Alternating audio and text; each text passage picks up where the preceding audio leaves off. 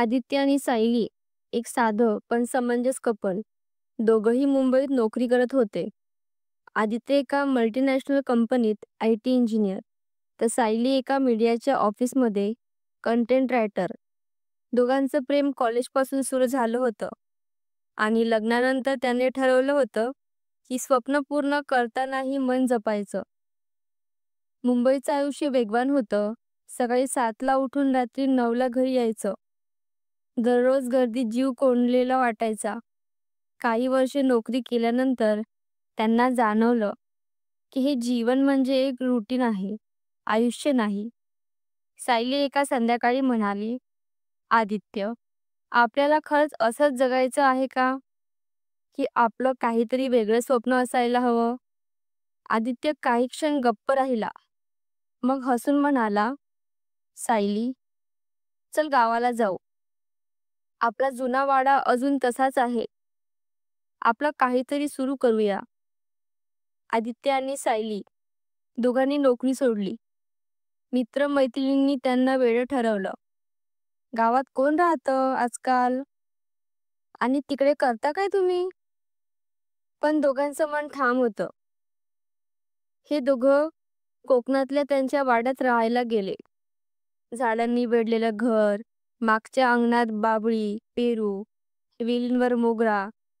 सायलीला तिथेच पुन्हा एक सृजनशील ऊर्जा मिळाली.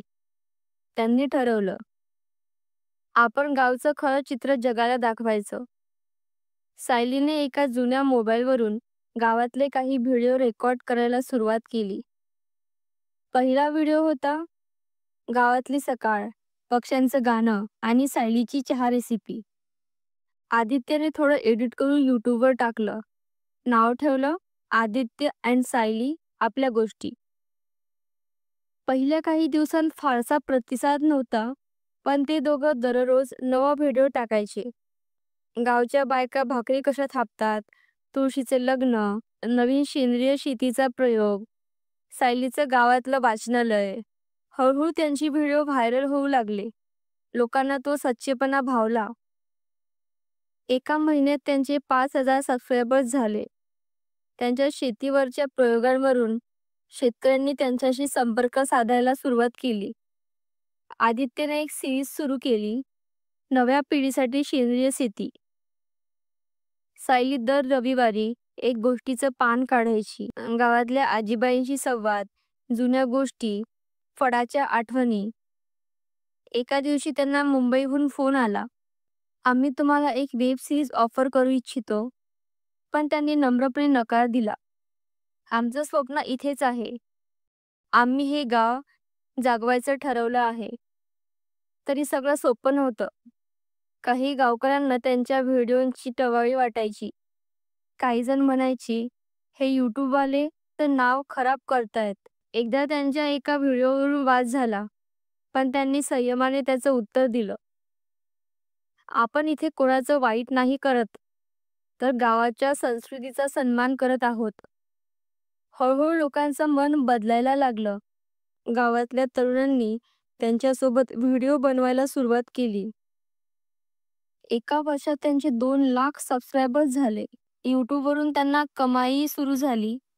त्यांनी ती रक्कम गावातल्या शाळेसाठी, वाचनालयासाठी आणि महिलांसाठी व्यवसाय केंद्र सुरू करण्यासाठी वापरली. गावातल्या मुलींनी त्यांच्या प्रेरणेतून मोबाईलवर व्हिडिओ एडिटिंग शिकायला सुरुवात केली. आदित्य आणि सायली आता फक्त यूट्यूबर नव्हते, ते गावातले आदर्श झाले होते. सायली एका व्हिडिओत म्हणते, "आपण स्वप्न मोठी बघायची असतात, पण ती पूर्ण करण्यासाठी आपल्या मुळांशी जोडलेलं राहणं गरजेचं असतं." त्यांचं यूट्यूब चॅनल आता आंतरराष्ट्रीय पातळीवर पोहोचलं आहे. अनेक मराठी कुटुंब त्यांचे कंटेंट पाहतात, प्रेरणा घेतात. आज त्यांचं घर म्हणजे एक छोटंसं स्टुडिओही आहे. समोर मोगऱ्याचं झाड आणि मागे कुत्रा टोबू झोपलेला असतो. एक दिवशी आदित्यला एक मेल आला, "नमस्कार, आम्ही एक आंतरराष्ट्रीय ऑर्गॅनिक ब्रँड आहोत. आमचं उद्दिष्ट म्हणजे शाश्वत शेती आणि ग्रामीण भारतात बदल घडवणं. आम्हाला तुमचं काम फारच आवडलं आणि आम्ही तुम्हाला आमच्या ब्रँड अँबॅसेडर म्हणून जोडू इच्छितो. आदित्य आणि सायली काही क्षण गप्प राहिले. त्यांनी यूट्यूब चॅनल सुरू करताना असा क्षण कधी स्वप्नातही पाहिला नव्हता. सायलीने हसत विचारलं, हे बघ, ब्रँड अँबॅसेडर म्हणजे आता तू टीव्हीवर दिसणार का? आदित्य लाजून म्हणाला, टीव्ही नाही, पण आता आपलं गाव जगभर पोहोचणार आहे. त्यांनी ब्रँडसोबत काम करताना आपल्या तत्वांना तडा जाऊ दिला नाही. त्यांनी अट घातली, तुमचं प्रॉडक्ट जर गावातील सामान्य शेतकऱ्याला उपयोगी आणि सन्मानजनक असेल तरच आम्ही सहकार्य करू. ब्रँडनेही हे खुलेपण स्वीकारले.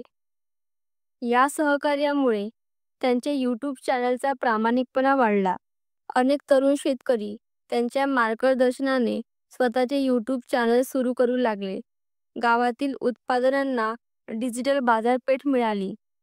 सायलीने ग्रामीण महिलांसाठी एक क्रिएटिव्ह क्लास सुरू केला, जिथे त्या मोबाईलवर व्हिडिओ एडिटिंग, स्क्रिप्टिंग आणि मार्केटिंग शिकू लागल्या. गावाच्या मंदिराजवळ सायली एक नवीन बोर्ड लावते, स्वप्न बघा, पण ती स्वप्न आपल्या मातीवर उभी राहिली पाहिजेत. त्या दिवशी त्यांचा चॅनल 10 लाख सबस्क्रायबर्स पार करतो. त्यांच्या यशाचं गारुड आता मर्यादित राहिलेलं नव्हतं. ही कथा आहे एका जोडप्याची.